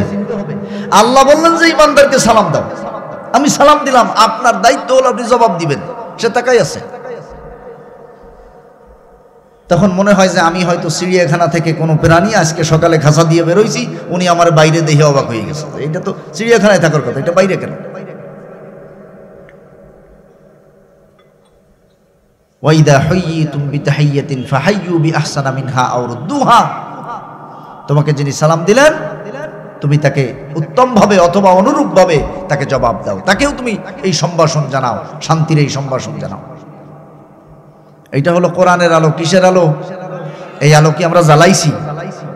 আল্লাহর নবী বলেছেন, কি বললেন শুনুন, লা ইয়াদখুলুনাল জান্নাতা, আল্লাহর নবী বললেন যে তোমরা অতক্ষণ পর্যন্ত জান্নাতে প্রবেশ করতে পারবে না, হাত্তা তুমিনু, যতক্ষণ না তোমরা ঈমানদার হও। ওয়ালা তুমিনু হাত্তা তাহাব্বু, অতক্ষণ পর্যন্ত তোমরা ঈমানদার হইতে পারবে না যতক্ষণ তোমরা পরস্পরকে ভালো না বাসো। তাহলে ঈমানদার না হইলে জান্নাতে যাওয়া যাবে না, আর পরস্পরকে ভালো না বাসলে ঈমানদার হওয়া যাবে না। কেমন ভালোবাসা হবে? নবীজি সেই ভালোবাসার দৃষ্টান্ত দিলেন। আল্লাহর নবী বলছেন, আল মুমিনুনা কারাজুলিন ওয়াহিদ, সারা পৃথিবীর ঈমানদারেরা মিলে হবে একটা দেহের মতো, একটা শরীরের মতো। ইনিস্তাকা আইনুহু ইস্তাকা কুল্লুহু, একটা দেহের চোখে যেমন যন্ত্রণা হলে গোটা দেহ সেই জ্বালা ভোগ করে, ঠিক একজন ঈমানদারের যদি কোনো কষ্ট হয় তাহলে সব ঈমানদার তার মতো করেই কষ্ট ভোগ করবে, কষ্ট মনে করবে। ইনিস্তাকা রাসুহু ইস্তাকা কুল্লুহু, একজন মানুষের মাথায় যন্ত্রণা হলে যেমন গোটা দেহ তার যন্ত্রণা ভোগ করে, অনুরূপভাবে একজন ঈমানদারের কোনো দুর্ভোগ দেখলে, দুর্যোগ দেখলে, কোনো বিপদ দেখলে আরো ঈমানদারেরা যারা আছে তারাও মনে করবে যে এই বিপদটা যেন তার জীবনে ঘটেছে, এমন ভালোবাসা হতে হবে। আল্লাহর নবী বললেন, আওয়ালা আদুল্লুকুম আলা শাইইন ইযা ফাআলতুমুহু তাহাবাবতুম, আমি কি এমন একটা পদ্ধতি তোমাদেরকে বলে দিব না, যেই পদ্ধতি অবলম্বন করলে, যেই কাজটা করলে তোমাদের পরস্পরের মধ্যে এমন কঠিন মহব্বত, ভালোবাসা তৈরি হয়ে যাবে। এইবার নবীজি বলছেন, আফসুস সালাম বাইনাকুম, তোমরা তোমাদের পরস্পরের মধ্যে সালাম ছড়ায় দাও, প্রচুর পরিমাণে সালাম দেওয়ার অভ্যাস করো। আল্লাহ রাব্বুল আলামিন এই সালামের কারণে তোমাদের মধ্যে ভালোবাসা তৈরি করে দিবেন। সুবহানাল্লাহ। তাহলে কোরআনের এই আলোটা আমরা আমাদের সামাজিক জীবনে জ্বালাই। বলেন, আপনারা বলবেন যে না হুজুর আমরা সালাম দিই, কিন্তু কয়জনকে দেয়? কয়জনকে দেয়? আমি 2017 সালে খুলনা নিউ মার্কেটের দক্ষিণ পশ্চিম পাশে ইমাম খতিব হিসেবে এক জায়গায় যোগদান করলাম। তো তখন আমি 15 দিন পর পর বাড়ি যাইতাম। তো মসজিদ থেকে নিয়াত করে বের হইতাম যে আজকে বাড়ি যাই আম্মারে সালাম দিব। ছোটবেলা থেকে দেই নাই, অভ্যাস করি নাই কোনোদিন। এইটা মা বাবাও আসলে ওইভাবে খেয়াল করে নাই, যদিও আমার আব্বাও হুজুর মানুষ, কিন্তু তারা কখনো এই বিষয়টা এইভাবে হয়তো তাদের চোখে ধরা পড়ে নাই কোরআনের এই বিধানটা। সেইভাবে একটা লজ্জা থেকে গেছে, সালাম দিতে পারি না। তো এরকম খুলনা থেকে খুব আইডগুট করে যাই, সামনে আব্বা পড়লে লজ্জায় আর সালাম দিতে পারি না, আম্মা পড়লে লজ্জায় সালাম দিতে পারি না। কিন্তু আমি যেদিন বাড়িতে যাই ওই দিন আমার বাড়িতে বিশাল এক মজমা হয়, সবাই আসে সন্ধ্যার পরে, মাগরিব থেকে এসা পর্যন্ত আলোচনা করি, সবাই শোনে, আশপাশের সবাই চলে আসে, এরকম একটা সিস্টেম চালু হয়ে গেল। তো এরকম কয়েকদিন এরকম সালাম দিতে নিয়াত করে যাই, সালাম হয় না। তখন চিন্তা করতে লাগলাম যে আমি মানুষকে কোরআনের এই বাণীগুলি নসিহা করি আর আমি নিজে আমল করি না, আল্লাহ তাআলা তো কিয়ামতের ময়দানে আমার জিহ্বা আগুনের কাছে দিয়ে কাটবেন। কি করা যায়, এই লজ্জা কিভাবে ভাঙা যায়? একদিন আমি মাগরিবের পরে আলোচনা করতেছি, আব্বাও বসা, ঘরের মধ্যে মহিলাদের মজলিসে আম্মাও বসা, আমার স্ত্রীও বসা। তো আমি তখন এক পর্যায়ে বলতেছি, দেখেন জান্নাতে যাওয়ার যত কাজ আছে সেই সব কাজে শয়তান আমাদের একটা লজ্জার বেড়া দিয়ে রাখছে, সেই সমস্ত কাজে আমাদের লজ্জা, আর এই লজ্জা দিয়া আমাদেরকে জান্নাতে যাওয়ার সেই কাজগুলি করতে দেয় না, বাধাগ্রস্ত করে। এইটা বলেই আমি বলে ফেললাম যে আমি আজ কতদিন ধরে নিয়াত করে আসি আব্বারে আম্মারে সালাম দেবো, লজ্জায় সালাম দিতে পারি না। আব্বা শুনতেছে না, আম্মাও শুনতেছে, আমার বউও শুনছে। এবার আমি ওই মজলিসে বললাম যে এই বিষয়, খুলনা থেকে আমি খুব আডগুট করে আসি, কিন্তু যেই আব্বা সামনে পড়ে, ওই যে ছোটবেলাতে কোনোদিন দেই নাই, আর হয় না, সালামই বের হয় না লজ্জায়। এই কথাটা যখন বললাম, পরের দিন ফজরের নামাজ পড়ে এসেই একেবারে আমি আগে ঘরে ঢুকছি, আব্বা পরে ঢুকছে। আব্বা ঢোকার সময় আমারে বড় এক সালাম দিছে। আমি একটু লজ্জা পাইছি বটে, কিন্তু ওই সালামের মাধ্যমে লজ্জা ওই দিন শেষ হয়ে গেল। এরপরে খুলনায় আসছি, আম্মা কল দিছে, কল রিসিভ করছি, মা সালাম দিয়ে ফেলাইছে, আর আছে লজ্জা আছে। এখন আমার বউ দেখলো যে বাপ মা সন্তান সালাম দিয়ে সমানে বরকত কামাই করতেছে, মাঝখান দিয়ে আমি মহিলা বাদ যাব, সেও মোবাইলে সালাম দেওয়া ধরল। এখন আল্লাহর মেহেরবানি এমন একটা পরিস্থিতি হয়েছে যে আমি ঘরে ঢুকতে গেলে আমার মেয়েদের সাথে আমি সালামে পারি না, তারা আগে দেয়। আমি বেশিরভাগ সময় হেরে যাই ওদের কাছে। ওরা যদি আমার জুতার আওয়াজ টের পায় তাহলে মাথা উঁচু করে দিয়ে আব্বু আসসালামু আলাইকুম, আমি নিয়ত করি যে এই বরকতটা আমি নিব, কিন্তু ওরা আমাকে ফেল করায় দেয়। আল্লাহ তাআলার অশেষ মেহেরবানি এটা চালু হয়েছে। প্রিয় ভাই সব, এই জায়গাগুলি আমাদের এই কোরআনের আলো দিয়া আলোকিত করতে হবে। আমরা এই জায়গাগুলি একেবারে অবহেলায়, হেলায় খেলায় এই জায়গাগুলি অন্ধকার করে রেখেছি, কোরআনের আলো এখানে জ্বালাচ্ছি না। আসুন সেই আলো জ্বালানোর চেষ্টা করি। এরপরে আল্লাহ পাক বললেন, ইয়া আইয়ুহাল্লাযীনা আমানু লা তাদখুলু বুয়ুতান গায়রা বুয়ুতিকুম হাত্তা তাস্তানিসু ওয়া তুসাল্লিমু আলা আহলিহা। ও ঈমানদারেরা, তোমরা যখন কোনো প্রয়োজনে একজন আরেকজনের ঘরে যাবা, আরেকজনের বাড়িতে যাবা, সেখানে লা তাদখুলু বুয়ুতান গায়রা বুয়ুতিকুম হাত্তা তাস্তানিসু, অনুমতি না নিয়া তার বাড়ির সীমানায় প্রবেশ করবে না। ওয়া তুসাল্লিমু আলা আহলিহা, ওই আহালকে, ওই ঘরের আহাল পরিবারকে আগে সালাম দাও।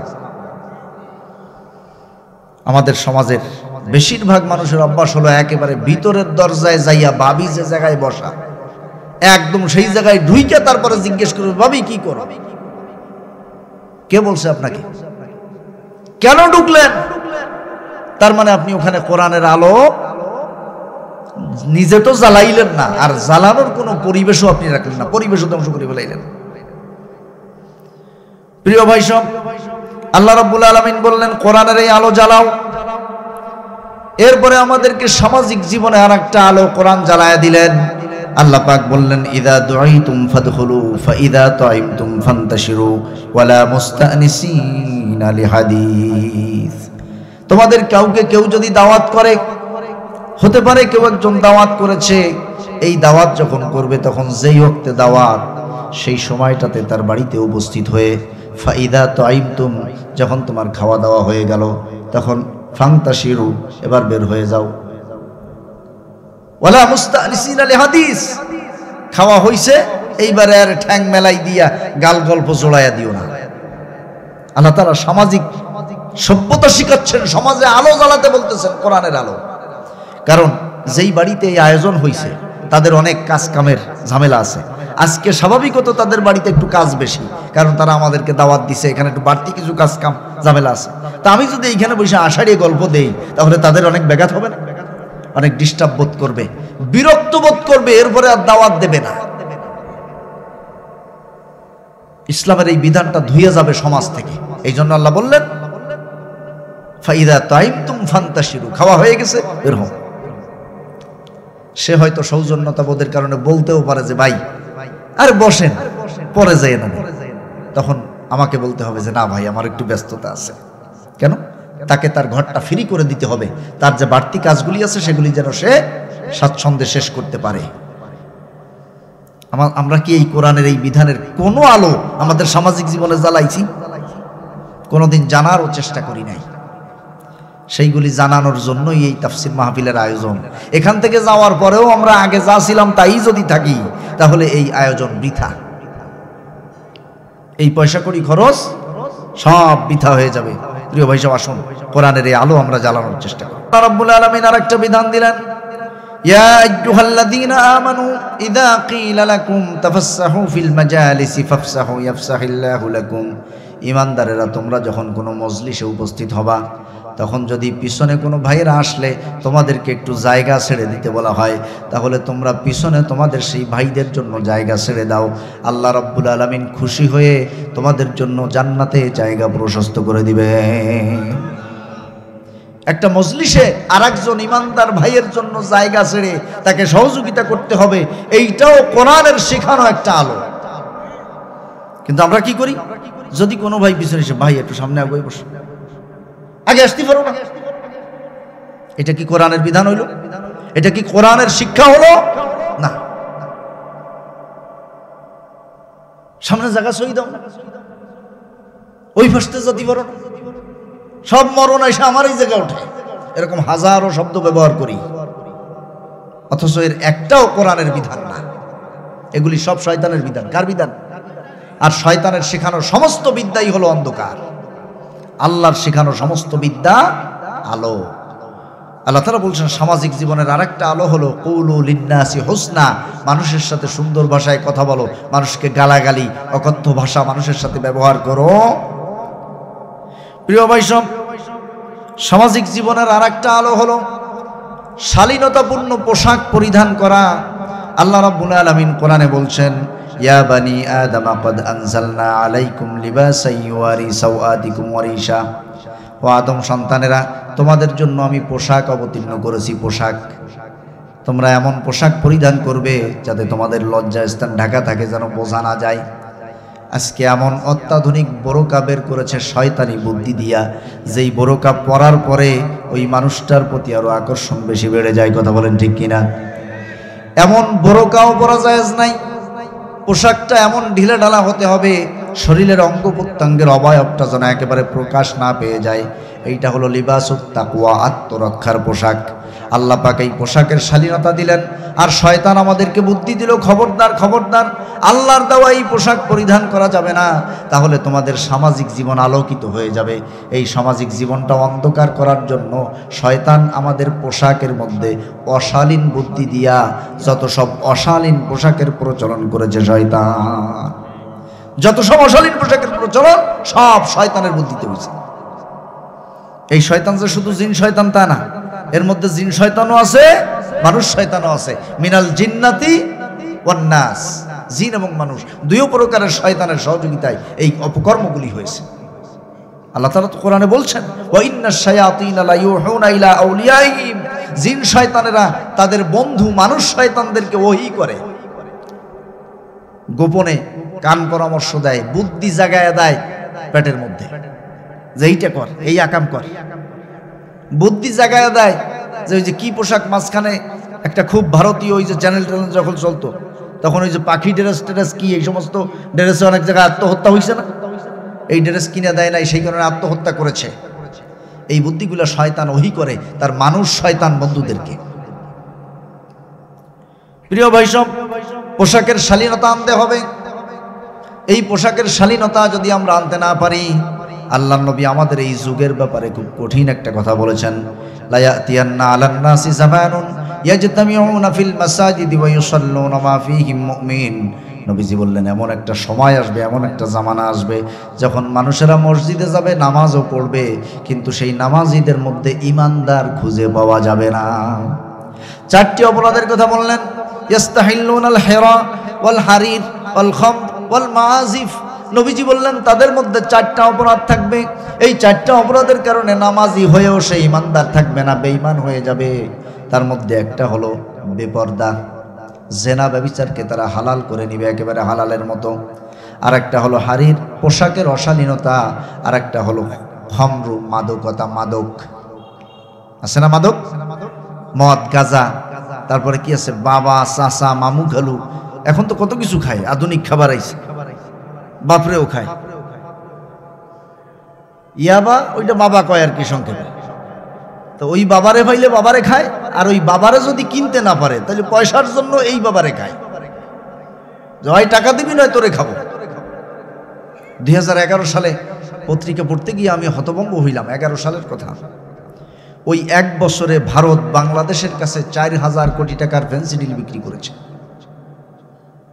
4000 কোটি টাকার কথা বলেন না কেন নড়াইলের মানুষ? 4000 কোটি টাকার ফেন্সিডিল, গাঁজা, মদ, ইয়া বাবা, তারপরে হিরোইন টিরোইন, এগুলো বাদ, শুধু ফেন্সিডিল বিক্রি করছে 4000 কোটি টাকার।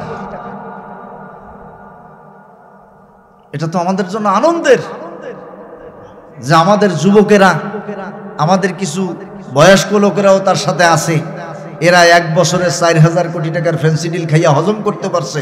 সুবহানাল্লাহ। কি হবে জায়গায়, কি হবে তা কর না তো, তা কিছু কর না তো। এই মাদকতা থাকবে, এইটার কারণে নামাজ পড়েও সে ইমানদার থাকবে না। ওয়াল মাআজিফ, আর একটা হলো বাদ্যযন্ত্র, গান বাজনা। এ ব্যাপারে আর না বললে ভালো হয় মনে হয়, নাকি না? বলবো বলবো আমরা এমন এমন মুসলমান সাচ্ছি যে আমাদের বিবাহের মতো একটা পবিত্র অনুষ্ঠান 4 দিন সাউন্ড বক্স না বাজাইলে এটা হালালি হয় না। এই পদ্ধতি নড়াইলে নাই। আপনাদের নিজেদের কথা এরকম জোরে কইয়ে ফেলাইলেন, একটু লজ্জাও করলো না। একটা ইবাদত করতে গিয়া অন্তত 20টা হারাম আমরা করতেছি। 4-5 দিন সাউন্ড বক্স ধুমতারাক্কা গান বাদ্য চলবে, এরপরে বিবাহের দিন চলবে আরো মারাত্মক মারাত্মক কিছু কুসংস্কার। গেট ধরতে হবে, গেট না ধরলে তো বিয়েই হবে না, বিয়ে ভেঙ্গেও যাইতে পারে। যেমন একবার এসে বিয়ে করতে যাই, একটা গেটও ধরে নাই। সেখানে গেট ধরার ক্ষেত্রে আবার নিয়ম আছে, কোনো পুরুষ মানুষ গেট ধরলে এটা জায়েজ হবে না, মাকরুহে তাহরিমি। ওইখানে গেট ধরবে একেবারে নগ্ন অর্ধ উলঙ্গ কিছু যুবতী মেয়ে লোক, যাদের দিকে তাকাইলেই জেনার গুনাহ শুরু হয়। এমন কিছু মেয়ে লোক যদি গেট না ধরে তাহলে গুনাহ হবে। এইটা আপনারা বানাইছেন, এটা আপনারা বানাইছেন, এটা অন্ধকার। এটা কি অন্ধকার? আল্লাহ পাক তো এই অন্ধকার নাজিল করেন নাই, আল্লাহ নাজিল করেছেন আলো। সেই আলো দিয়ে অন্ধকার দূর হওয়ার কথা ছিল, কিন্তু আমরা সেখানে অসংখ্য অন্ধকার জ্বালায় রেখেছি। প্রচলন আমরা রেখেছি অন্ধকারে, আলো জ্বালাইতে রাজি না। বরং কেউ যদি আলো জ্বালাইতে আসে, বিয়ে বাড়িতে গান বাজতেছে, ইমাম সাহেব অথবা এলাকার কোনো আলেম তিনি যদি আসেন, ভাইরে বাবারে এই কাজটা তো চরম অন্যায়, কবিরা গুনাহ, বিবাহের মতো ইবাদতটা তো নষ্ট হয়ে যাবে, এই গুনাহটাই মারাত্মক গুনাহ। এটা নবীজি বলেছেন আল গিনা ইউনবিতুন নিফাক ফিল কলবি, গান বাজনা এটা কলবের মধ্যে নিফাকি ঢুকাতে থাকে। যত বেশি শুনবে ওই মানুষটা তত বেশি মুনাফিক হতে থাকবে। এটা যদি কোনো ইমাম সাহেব, কোনো হুজুর সাহেব এসে বলে, তাহলে আপনারা তাকে জবাব দিবেন যে শোনো, সব জায়গায় এত মশলা দিলেই হয় না।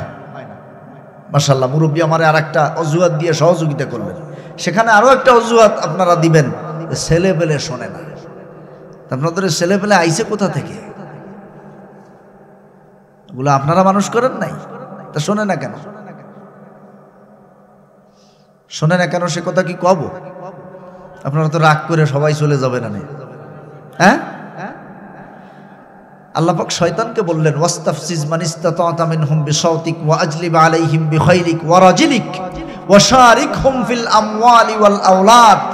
শয়তানকে বললেন যে শয়তান যা, তুই তোর পদাতিক বাহিনী, অশ্বারোহী বাহিনী, এগুলা দিয়া তুই তোর আওয়াজ দিয়া যেভাবে পারিস তুই মানুষদেরকে বিপদগামী করার তোর চেষ্টা তুই চালায় যা, যা কর যা।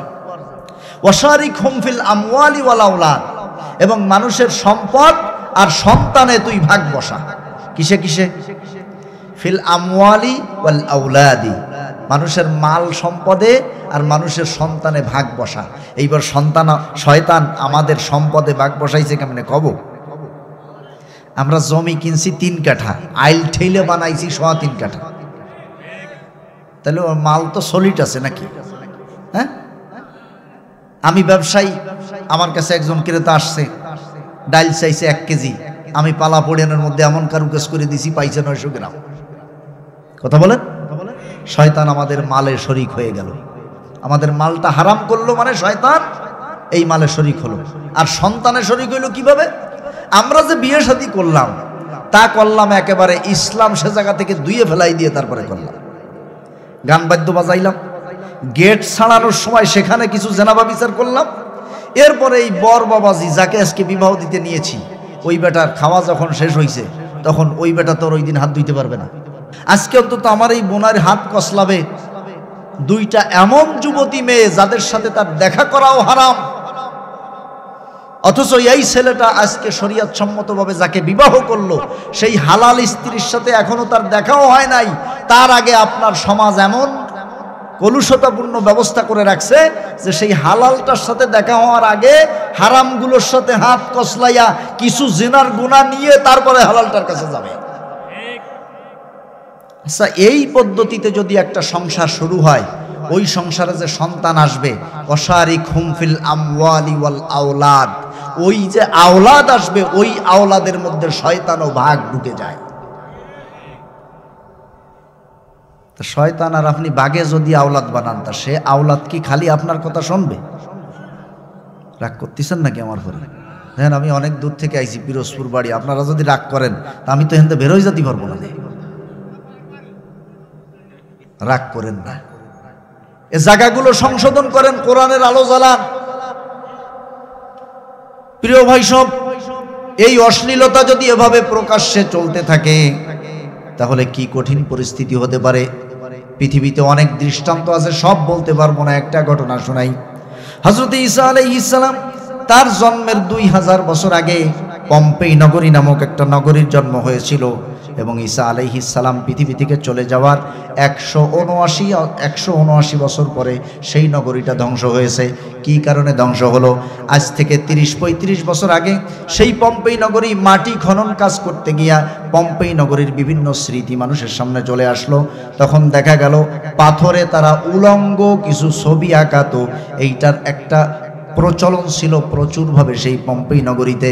এই একটা অশ্লীলতার কারণে আল্লাহ রাব্বুল আলামিন পুরো নগরীটা ধরে মাটির তলে ধসায়া দিয়েছে। একটা অশ্লীলতার কারণে দেয়ালে উলঙ্গ মেয়ে লোকের দেহটার অবয়ব যেমন হতে পারে, ঠিক সেই রকম বিভিন্ন আকৃতি ছবি তারা দেওয়ালে দেওয়ালে আঁকাইতো। এইটা পম্পেই নগরীর ওই খনন কাজে যা উঠে আসছে তার মধ্যে এর বাস্তব নমুনা পাওয়া গেছে, কারণ ওইটা তো পাথরে আঁকানো, হতো, নষ্ট হয় নাই। এই অশ্লীলতা যদি চলতে থাকে, আল্লাহ তাআলা করোনা দিয়ে আমাদেরকে একটা সিগন্যাল দিয়ে গেছেন।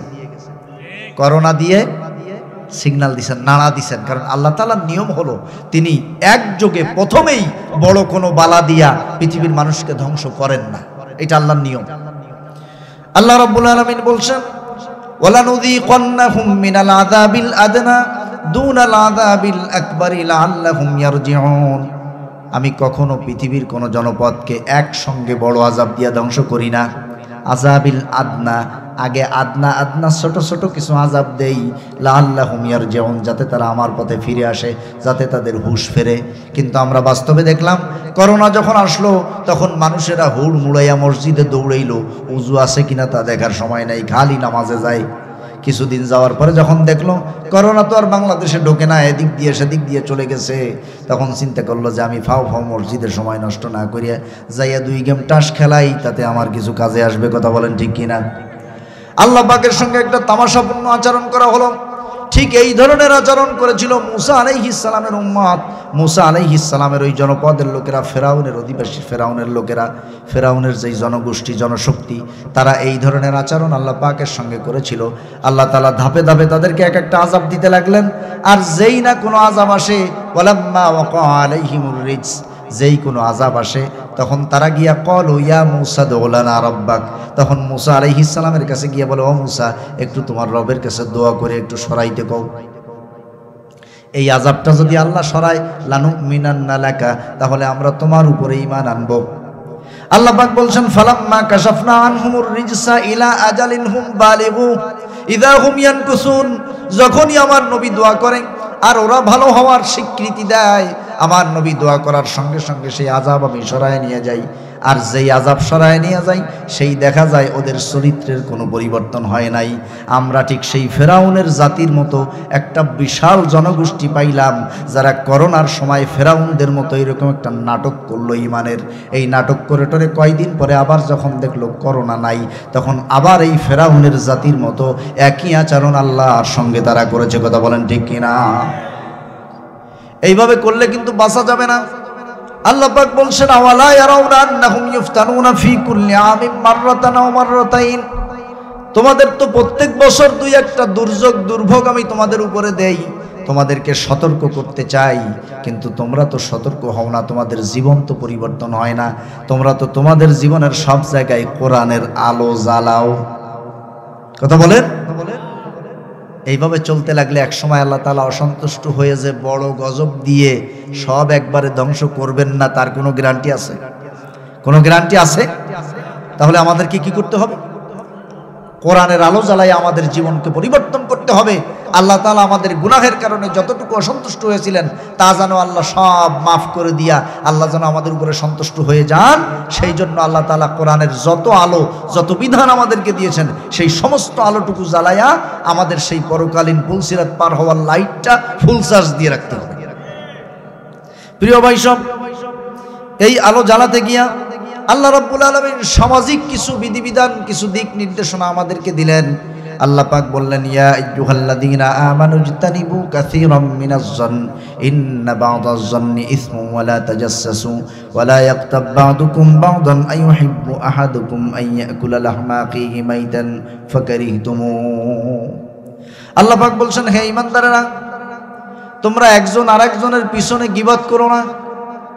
একজন আরেকজনের পিছনে গীবত করো না। আমরা তো কেউ গীবত করি না। হ্যাঁ, আমাদের চায়ের দোকানগুলো তো সব রহমতের ভান্ডার হইছে একেবারে। দুনিয়ার যত মানুষের দুর্নাম, দোষ, সমালোচনা, কার কি ক্ষতি করা যায়, এই সমস্ত অপকর্মগুলো আমাদের দোকানপাটে আড্ডাখানায় হয়। ঠিক কিনা ভাই? অথচ আল্লাহ তাআলা বলছেন, খবরদার, একজন আরেকজনের পিছনে তার গীবত করো না, তার নিন্দা করো না, তার কোনো দোষ ত্রুটি নিয়ে আলোচনা করো না। কারণ এইটা এমন জঘন্য অপরাধ যে মরা ভাইয়ের গোস্ত খাওয়া যেমন অপরাধ, এই কাজটা তেমন অপরাধ। বলেন নাউযুবিল্লাহ। আমরা সেটা অহরহ করতেছি। তার মানে হলো আমরা এই জায়গাতেও কোরআনের আলো জ্বালাই নাই। আসুন, আরো কি কি ধরা পড়ে কোরআনের আয়নায়। এরপরে আল্লাহ রাব্বুল আলামিন বললেন, ওয়ালা ইয়াজরিমান্নাকুম শানাআনু কওমিন আলা আল্লা তা'দিলু ই'দিলু হুয়া আকরাবু লিত-তাকওয়া। খবরদার, খবরদার, তোমার ব্যক্তিগত বিদ্বেষ, আক্রোশ তুমি দেখাইতে গিয়া সৎ কাজে, ন্যায় কাজে, আদলপূর্ণ ইনসাফপূর্ণ কাজে, তাকওয়ার কাজে তোমরা কাউকে বাধা দিও। কিন্তু আমরা এখন দেখতে পাচ্ছি তাকওয়াপূর্ণ যত কাজ, মসজিদে কোরআনের দার্স হবে, সেখানেও বাধা দিচ্ছে। কথা বলেন ঠিক কিনা? এই কাজগুলি যারা করতেছে, তারা কোরআনের বিধানকে লঙ্ঘন করতেছে। কোরআনের বিধানকে লঙ্ঘন করতেছে। মানুষ পূর্বের ইতিহাসে এত দ্রুত ভুলে যায় কেমনে, আমার বুঝে আসে না। আহারে, এই কোরআনের মজলিসগুলোর বিরোধিতা করতে করতে, বিরুদ্ধাচরণ করতে করতে, এত বড় ক্ষমতা, প্রভাব, প্রতিপত্তি নিয়া, এমনকি পার্শ্ববর্তী দেশের পূর্ণ সমর্থন নিয়া, তারপরেও টিকতে পারে নাই, পলায়া চলে যাওয়া লাগছে। এইটা দেখেও যাদের শিক্ষা হয় নাই, যারা এখন এই ইনসাফপূর্ণ কাজে বাধা দাও, তোমরা ওইভাবে পলায় যাওয়ার প্রস্তুতি নাও। কত বড় বেকুব! তোমাদের চোখের সামনেই তো তোমরা দেখছো এই কোরআনের অনুষ্ঠানগুলি তারা হতে দেয় নাই। সেই আচরণের ফল আল্লাহ কি দিছে দেখো না, তার তো পলায় যাওয়ার কথা না, কারণ সে তো একেবারে সচিবালয় থেকে শুরু করে একদম একটা মানে কি বলা যায় একদম সর্বশেষ চৌকিদার বলে, চৌকিদার, একটা চৌকিদার পর্যন্ত সে তার দলের লোক দিয়ে সাজাইছে, তার তো পলায় যাওয়ার কথা ছিল না। সেই ব্যক্তি যখন এই আদলপূর্ণ কাজে বিরোধিতা করতে গিয়া তার এই পরিণতি হলো, এইটা দেখার পরে নতুন করে তো এই দুঃসাহস আর কারো দেখানোর কথা ছিল না। আল্লাহ তাআলা বললেন, খবরদার, লা ইয়াজরিমান্নাকুম শানাআনু কওমিন আলা আল্লা তাআদিলু, কোন ন্যায়ের কাজে তোমার ব্যক্তিগত আক্রোশের কারণে কাউকে বাধা দিও না।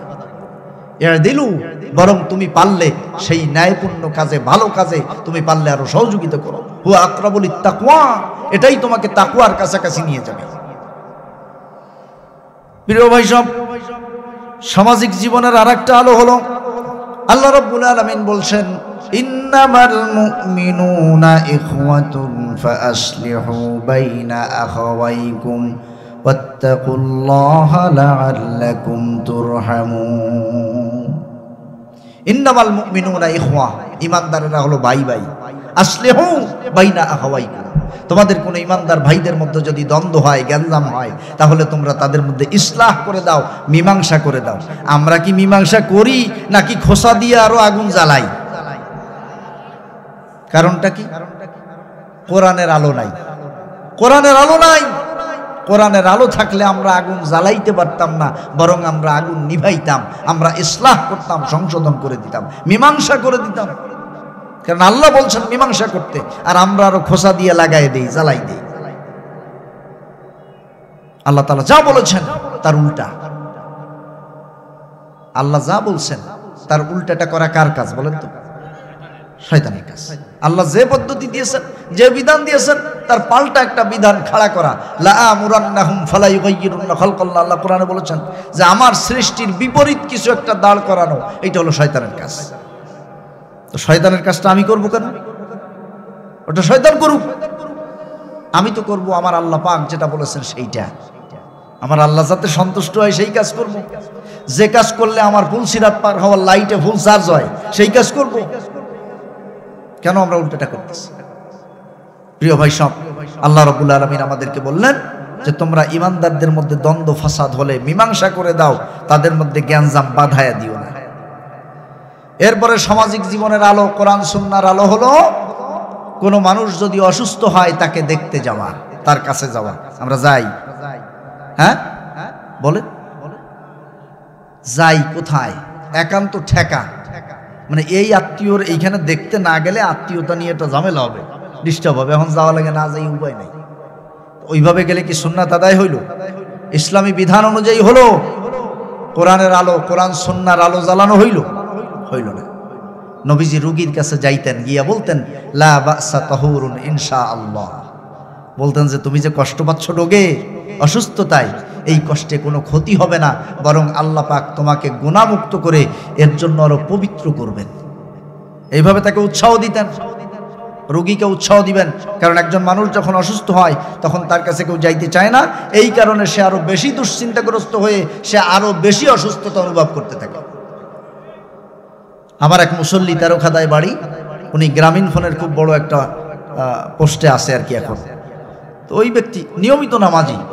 করোনার সময় উনি একদিন আমাকে ফোন দিয়ে বলতেছে, হুজুর আমার করোনা পজিটিভ, করোনা ধরা পড়ছে, আমার জন্য একটু দোয়া করেন।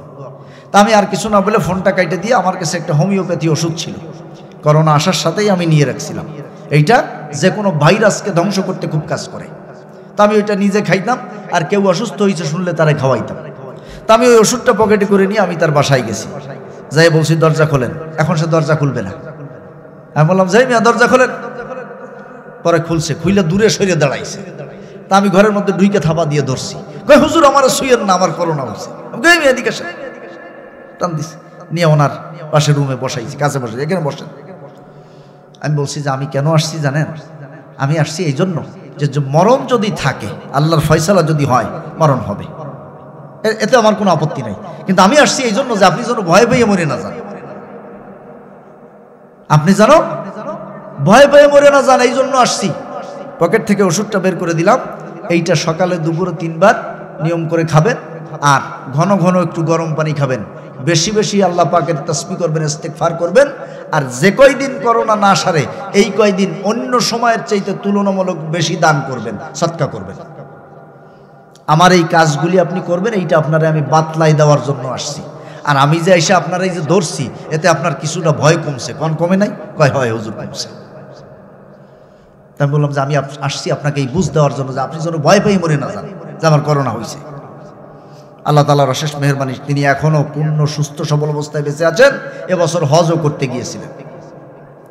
তাহলে রোগীর কাছে যাইতে হবে, দোয়া করতে হবে। আল্লাহুম্মা রাব্বান নাস আযহিবিল বাস ইশফিহি আনতাশ শাফি। আল্লাহ, এই লোকটার সব কষ্ট দূর করে দাও, রোগ থেকে সুস্থ করে দাও, এভাবে তার জন্য দোয়া করতে হবে।